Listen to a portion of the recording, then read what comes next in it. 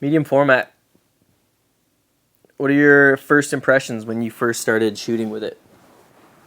Was it like Hefty. That's about things it. big? Yeah, Hefty, yeah. yeah. I mean, you're Yeah. used to big bodies. You always have the battery grip on. Well, I came from the Canon series, especially the 1D line, which alone are like super heavy without glass. And then when you add on a 1635, 72.8, like a 7200 telephoto, it just adds to that compound. Like it becomes so much bigger and bulkier. And to have to carry that on your back in a bag or in your hands constantly, it's annoying. Mm-hmm. But the format was great. It's not the biggest sensor, but for a faster FPS, good and low light, True. general use camera, it's really good. When you want to bump the ISOs, it's incredible. But when you switch to nice medium feature. format, it's still big and bulky, but the retainment in like shadow and highlight detail and like recovery is insane. Yeah. Like the bigger format just helps. If you want to crop, you can crop to like 20, 30%, and you lose exactly the same. pixels, but you also like still get to keep a lot. So you could still print fairly big with cropping, which is helpful. Have you can't printed do any that. photos out of that one? I believe I have. I think I have 2 that I've printed. They're At not. Jessie's They're not. studio there? Yeah, they're not very big. At her school studio, they're not big spreads, but they're enough to see some detail, some level of it. But I'd like to print large scale at one point. I think It's helpful. It's helpful having that extra detail. It's just a big punch in a camera, and the lenses for that lineup are insane. Like the 35, like you have a 35 3.5 or an 80 2.8. Very rarely do we shoot at 2.8, unless we're in an environment where like we need to shoot wide open, very little light. You still have to bump the ISO to like 3200. Shoot at 2.8, then it's ideal. But I'm never gonna shoot like paid coverage at 2 or 2.8. So if I'm that's shooting like a that, product shot.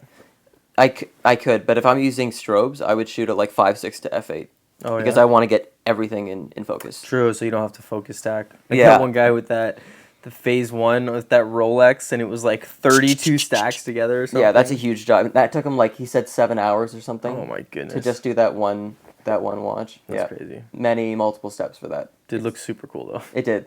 Yeah. Well, It's a dude, big one job. thing with the here, you want to grab the camera so people can see it. So it's a Hasselblad H4D. When you had got the H3D, when we had first started using that bad Yeah. boy, one, it was a very surreal experience shooting with something like that because it was so different from anything we've ever used before, at least personally. And when we started doing like the studio stuff with it, it was like, holy shit, that Night was and good. day. Yeah. Really night and day. Like the Sony that you had that had a 40 megapixel sensor looked really good too, but I don't think it compared to that. Like this was still This was a big step in my work. I mean, like more fun to use too. definitely. Yeah. And I was moving from a 22 digital back on the H3D, which I think was released a year prior to this, the H4D. And this came with a 31 megapixel back. So a step up in resolution, bigger LCD on the back. Way nicer too. That Way other one nicer. was kind of garbage. I think that was a time thing though. Like I bet you it was pretty good for the time, but then like it getting worn down a little bit and then being over 15 years old, it was like starting to feel the age and look the age, you know? Because it was like you're like, how is this such a beautiful camera and this screen is so bad, you know? It reminded me of when I had the original 1D Mark II. The size of the screen on the back that was tiny screen. tiny. Yeah. Minuscule, which is comparable to the H3D. And the step up to this, I mean, the resolution on this, on the LCD, it's not very high, but my eye is primarily just stuck to the viewfinder, Yeah, the true. EVF the entire time. It looks good through there. So- Well, it's not an EVF. It's a, it's like a mirror in there, right? Mirror, Yeah. okay, sorry. So yeah, whatever that's called. Cut that. But it's helpful. It's nice to use. And like if you wanted to, which I don't do, there's an attachment to use. What are they called? On this you have that the waist, or the waist level top, view, top down. top down.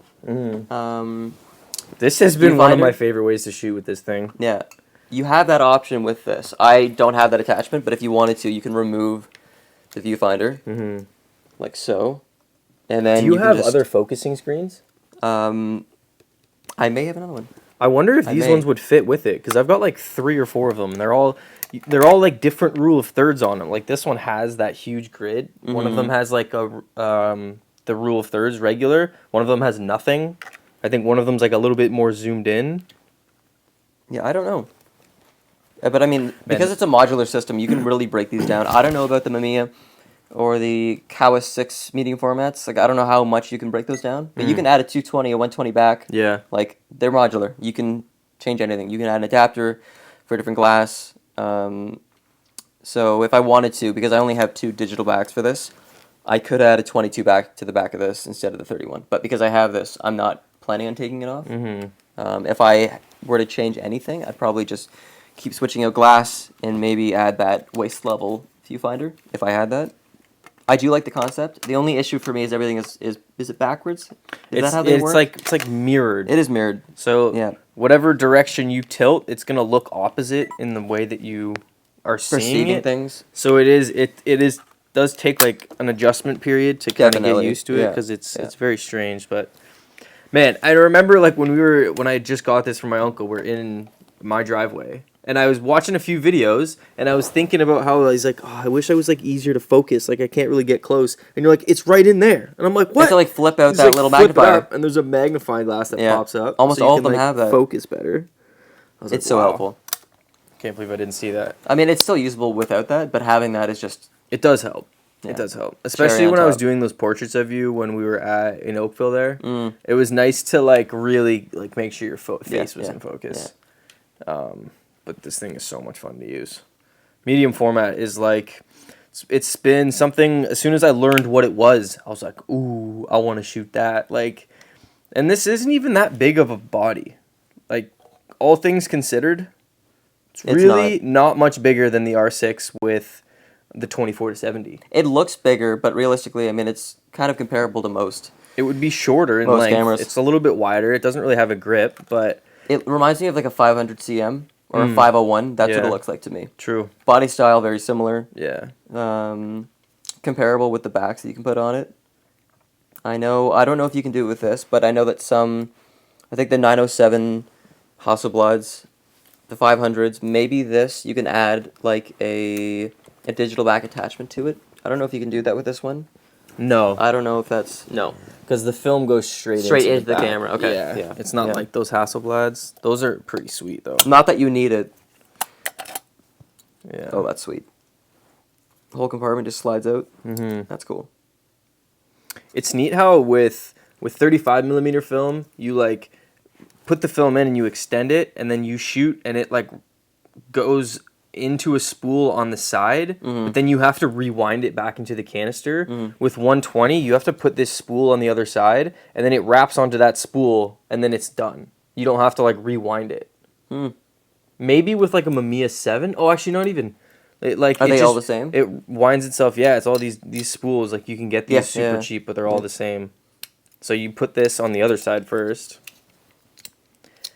It was kind of tricky to get the film caught in here first because it's like paper. You have to like fold the paper in and then kind of twist it in, but it's pretty neat. That is sweet. What's your take on this compared to 35 overall? Like your experience now with this, you've had it for how long?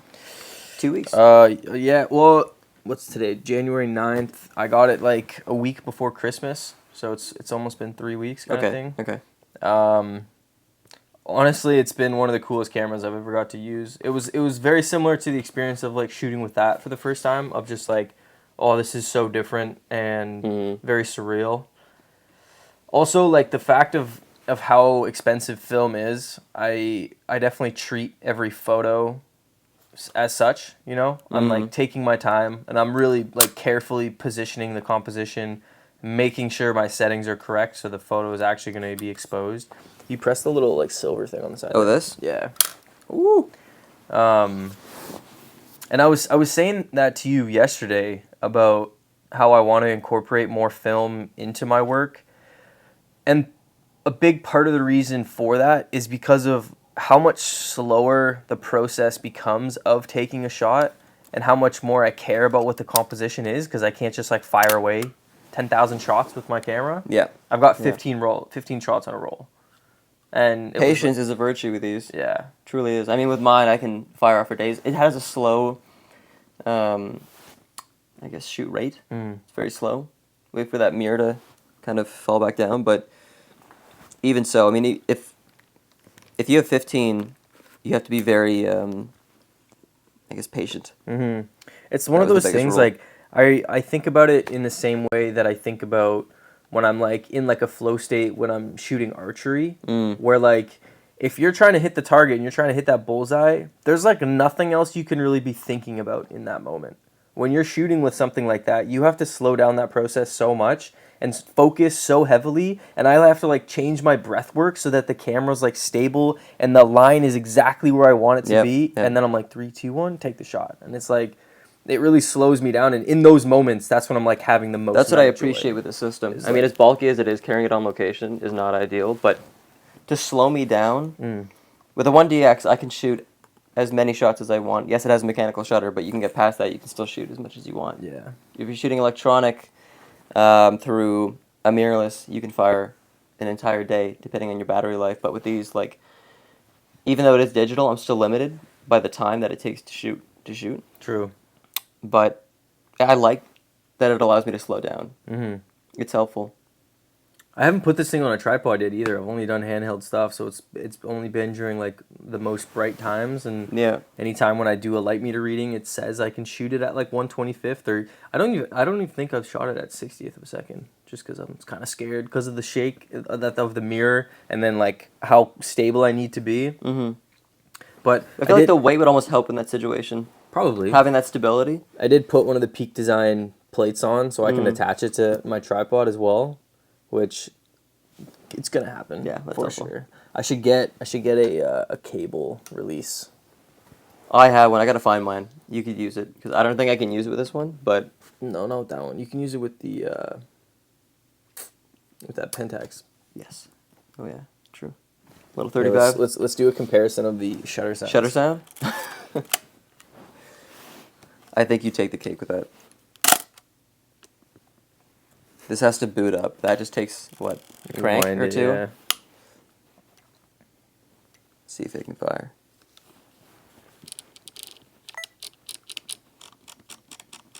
Just a couple swivels and away I go.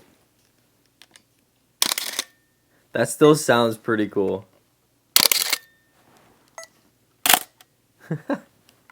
Ready? 3, 2. It just does sound like a spaceship. It does. Does that have It a feels mirror like one. lockup? It does. Yeah. Yeah. That's a sweet feature. This one does too, where you can flip it up. Yeah, so for people that don't know what that means, with cameras like these, there's a mirror that's reflecting what you're seeing through the lens up to you, and that mirror has to move when you take the picture so that the glass goes straight to the sensor or straight to the film. And if you're at a slow enough shutter speed, that mirror flicking up is going to shake the camera a little bit, and so that any little bit of motion might have some motion blur in the picture. So if you can flip up the mirror and then take the picture, there's nothing moving in between, just like the shutter itself, which is a very, like, delicate thing, so it's not going to move the camera, but it's a neat feature. How does this feel in your hands compared to the Mamiya for a medium format? Well, this is the humongous lens. That doesn't help. If you break it down without the glass, I mean, do the like body. the grip is very familiar feeling, like shooting with mirrorless and DSLR. It's very similar. It has its similarities. It's the bulkiness with these cameras. I know you said it's not very big. I mean, these aren't entirely big. The viewfinder, how it extends, that doesn't help to the size and weight. But the glass for these lenses, or this lineup, is like crazy. Mm-hmm. I do like, it's like, they're like square bodies too, Yep. you know? So you have a waist level, right? No, I don't. No. Oh, okay. No, I have 2 of those viewfinders, one on the H4D, but no, I never got the waist level for it. So I would this use is, it's a 35 lens. Is It's this a 35, true 35? 35. Or is it that same deal we were talking about yesterday with the crop factor? So is this like a 50 then? No, this is maybe. I think from what I read, because I was doing one measurement, it was the value of 80.28 on the H6D 100 is not a true 80, it's actually an 82.3. So it's actually, I guess. What's up, everyone? Scripps here. It's the next day. My buddy and I filmed that podcast about medium format cameras yesterday. So I'm just filming a little outro here. As you can see, the video kind of just cut out. The camera had stopped recording because didn't have a big enough SD card in it. I thought 32 gigabytes was going to be enough for 15 minutes, but apparently not. I guess it's some detailed 4K footage, but it's all right. I hope you guys like this. New episode coming out soon. So give this one some love, share it. Let me know your thoughts about medium format cameras or any other topics that you want us to cover, and we'll have a little chat about it. But thanks for checking it out, and I'll catch you guys in the next one. Peace.